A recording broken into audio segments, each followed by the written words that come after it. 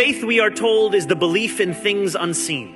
Faith that the bus would arrive. Faith that somehow, some way, the rent would get paid. Faith that a leader would place the concerns of the many before the interests of the few. Standing before you today, I think of Deuteronomy 10:17-18, which describes the Lord as one who shows no partiality and accepts no bribes.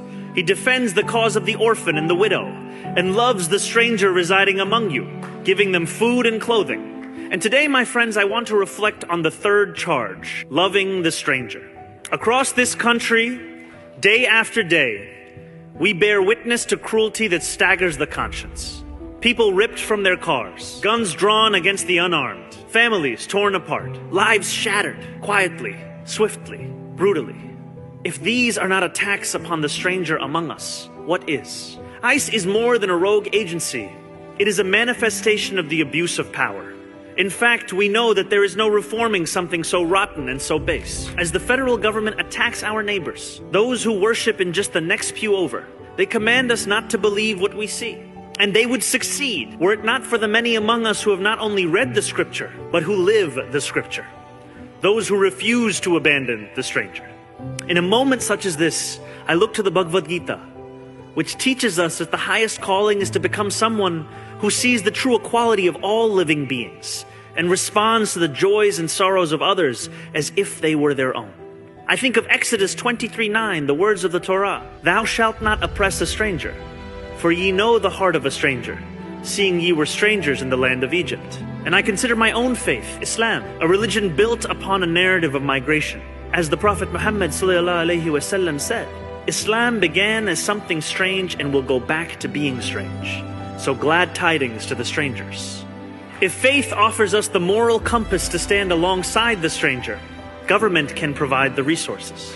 And that is why this morning, right here in this moment, I shall sign an executive order that will uphold our city's protection not just of our fellow immigrant New Yorkers, but of all New Yorkers from abusive immigration enforcement.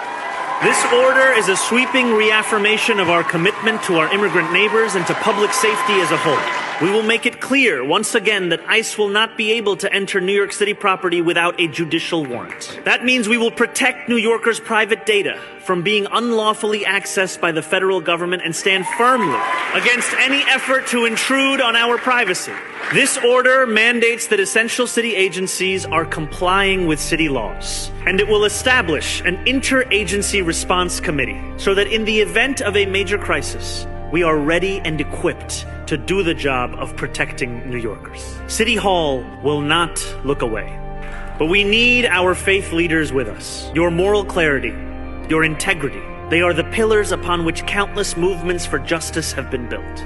If anything can turn back the rising tide of hatred, it is a chorus of those who worship differently and live differently. My friends, for as long as people have called this city their home, the forces of darkness have raised the question, who is a New Yorker? The people of the city have offered our own answer, all of us. This will not be an easy contest. Those on the other side, the ICE agents of the world, hold power and weaponry and a sense of impunity.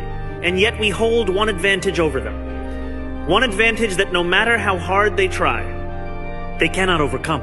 As they mask their faces to attack and murder, we are not ashamed of our answer. So together, New York, let us love the stranger among us because we are them and they are us. Thank you.